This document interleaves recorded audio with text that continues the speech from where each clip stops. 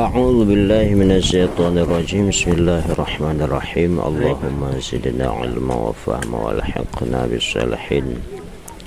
Bab ke-16 menerangkan di dalam permusuhan kita Bani Adam dengan syaitan.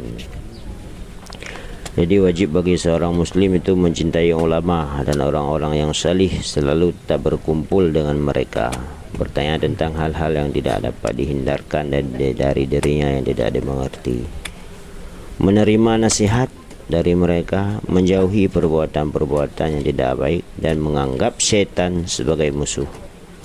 Firman Allah Subhanahu wa taala dalam surah Al-Fatir ayat 6, Bismillahirrahmanirrahim.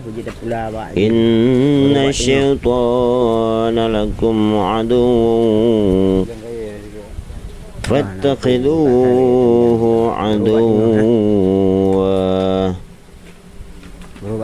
Syaitan adalah musuh bagimu, maka anggaplah sebagai musuhmu. Anggaplah dia sebagai musuhmu selamanya. Surah Al-Fatir ayat 6. Yakni musuhilah dia dengan berbakti kepada Allah, dan engkau mengikutinya dalam maksiat-maksiat kepada Allah.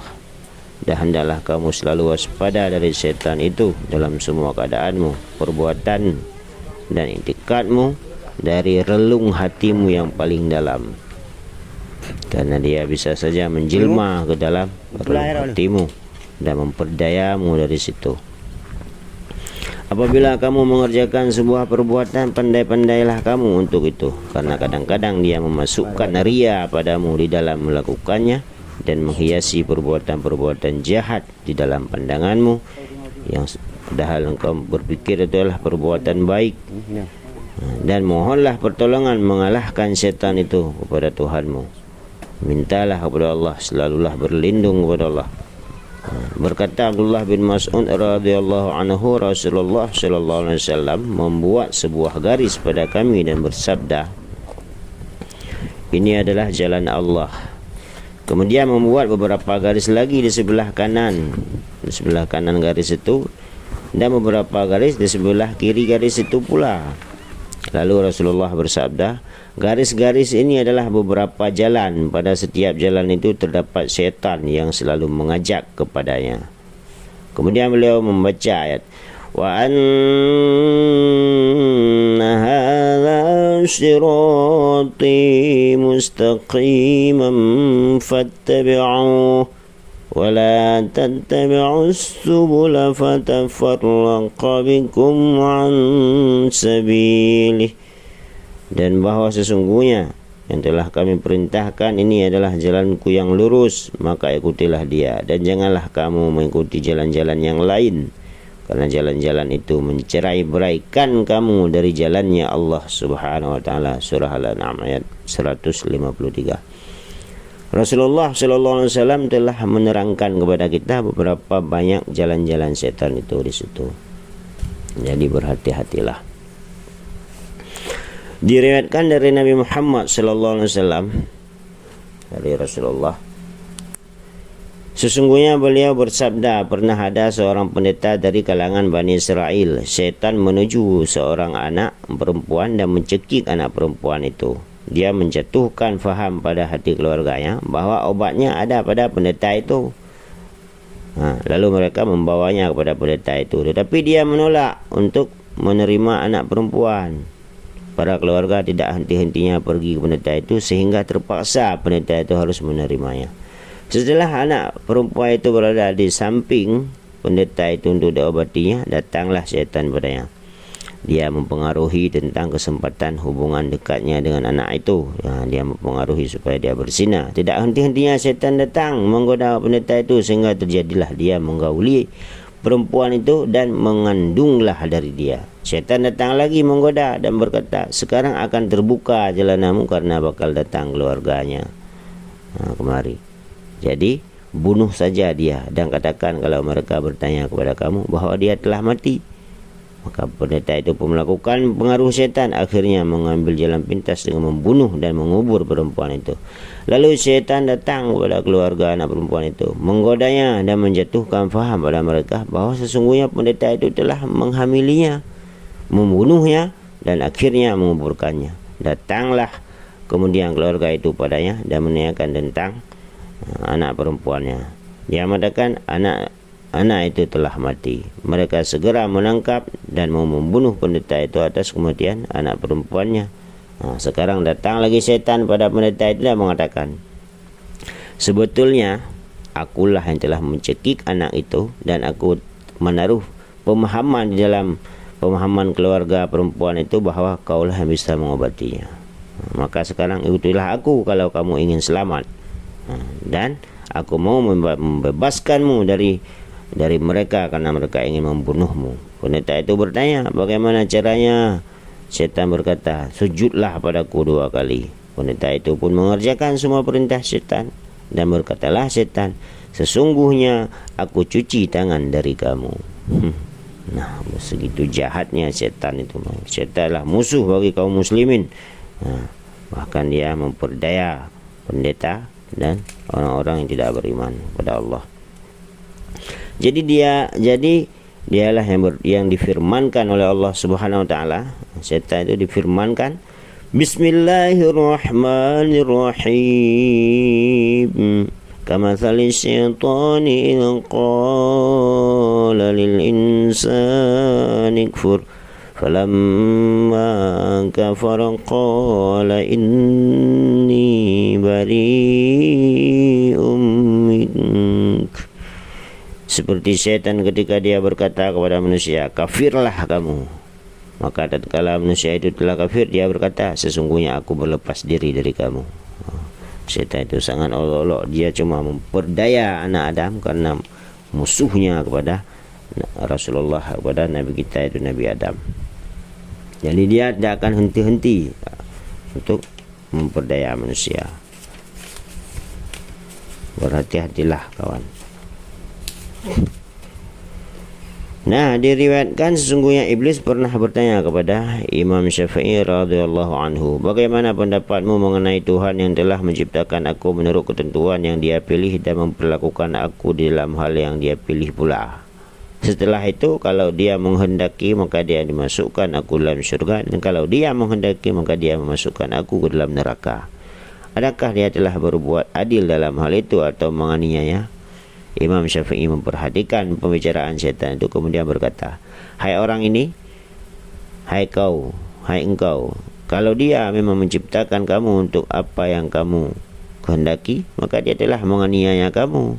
Tetapi kalau dia menciptakan kamu untuk apa yang dia kehendaki, maka tidaklah akan diurus mengenai apa yang telah dia perbuat, dan menjadi sirna sampai menjadi hal yang tidak ada. Berkatalah iblis, hai Syafi'i, sungguh aku telah mengeluarkan dengan pernyataanku ini 70.000 orang yang ahli ibadah dari daftar pengabdian kepada Allah. Nah, dengan pertanyaan tersebut iblis ini telah menyesatkan 70.000 orang yang ahli ibadah, tetapi dia tidak bisa menyesatkan Imam Syafi'i dengan pertanyaannya. Kita berlindung kepada Allah. A'udzubillahi minasyaitonirrajim. Ketahuilah sesungguhnya perumpamaan hati adalah seperti benteng, sedang setan adalah musuh yang ingin menerobos benteng itu lalu memiliki dan menguasainya. Tidaklah dapat memelihara benteng dari serangan musuh kecuali dengan menjaga pintu-pintu benteng, tempat-tempat masuk dan celah-celah benteng. Tidak dapat pula menjaga pintu-pintu benteng itu orang yang tidak mengetahui pintu-pintu benteng itu. Jadi menjaga hati dari gangguan-gangguan syaitan adalah hukumnya wajib. Dia adalah wajibin atas setiap mukallaf, tiada kecuali. Lalu segala sesuatu yang tidak dapat dijangkau suatu kewajiban kecuali dengannya, maka dia pun adalah wajib. Ingat, tidak dijangkau menolak syaitan itu kecuali dengan mengetahui tempat-tempat masuknya. Dengan demikian jadilah mengetahui tempat-tempat masuk syaitan adalah merupakan suatu kewajiban pula. Sedang tempat-tempat masuk syaitan adalah sifat-sifat dari seorang hamba sendiri. Dia adalah sangat banyak. Jalan-jalan syaitan telah diperlihatkan oleh Rasulullah kepada sahabat, itu jalannya. Garis-garis yang digaris oleh Rasulullah itulah jalan-jalan syaitan. Sangat banyak. Bisa saja dia masuk dalam hati, relung hati manusia, sedangkan manusia itu sedang berzikir. Apalagi manusia itu sedang berbuat maksiat. Na'udzubillahi min dzalik. Jalan masuk syaitan sangat banyak, saudaraku. Hati-hatilah.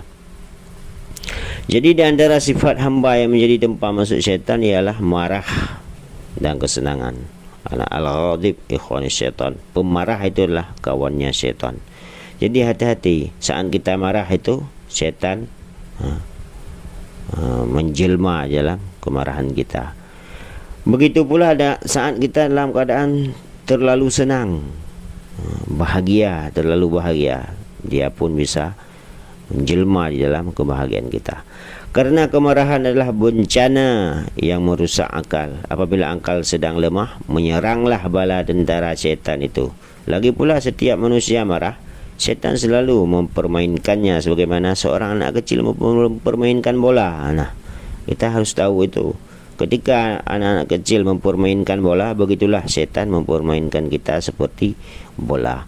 Dan benar-benar telah disebutkan bahawa sementara wali-wali Allah berkata pada iblis, "Perlihatkanlah padaku bagaimana cara engkau menguasai anak cucu Adam, hai iblis." Dia berkata, "Aku menangkapnya ketika marah dan aku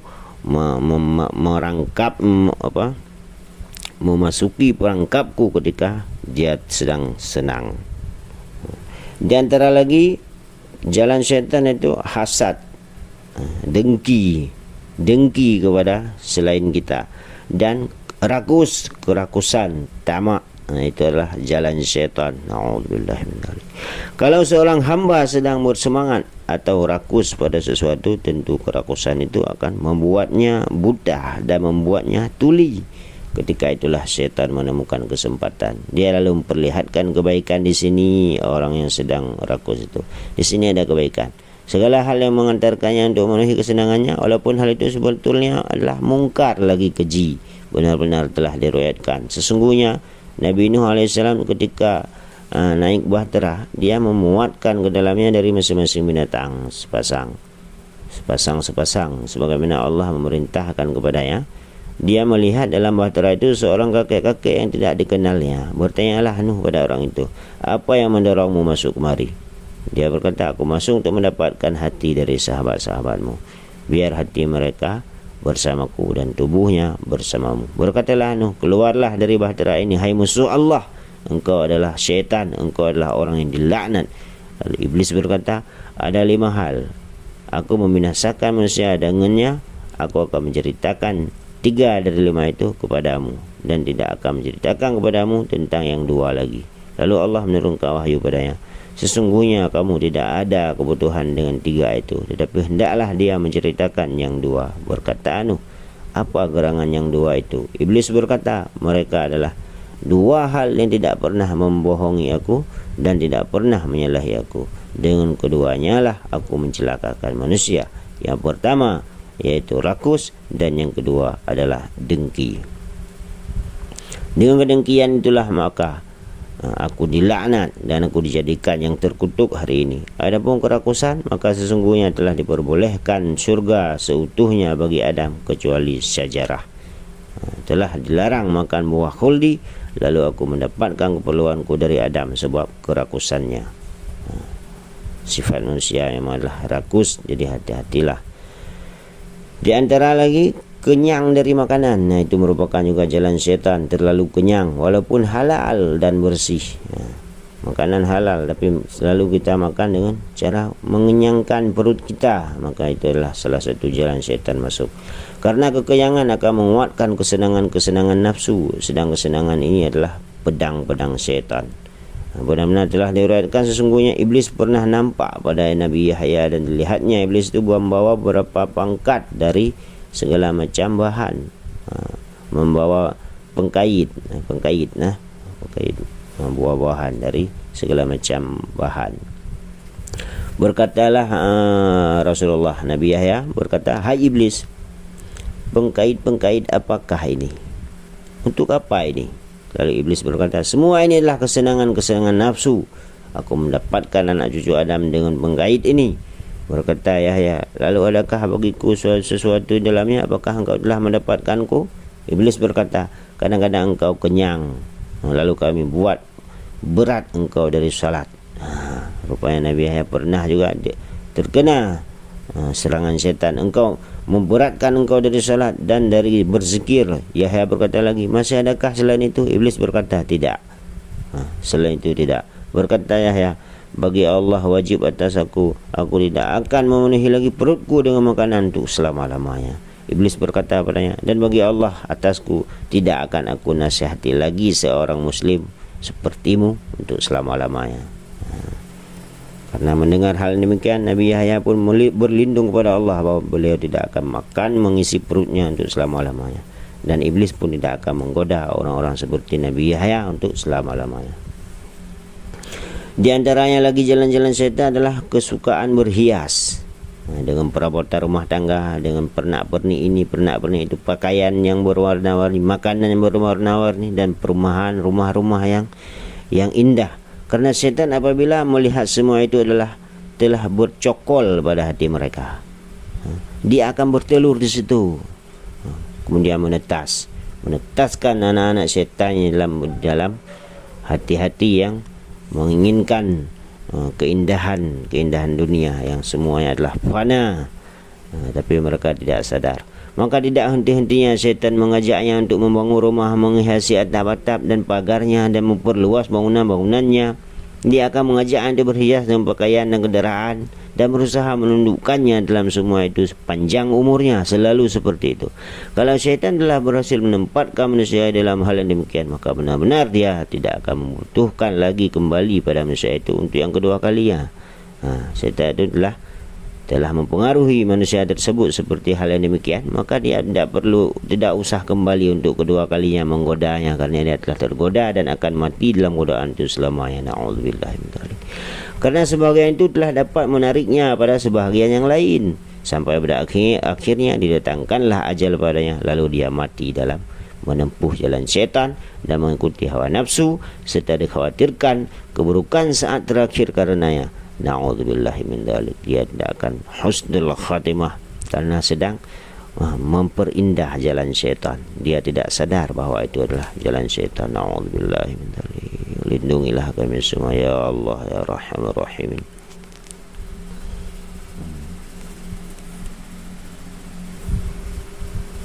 Wallahu a'lam bishawab. Nanti kita akan sambung kembali.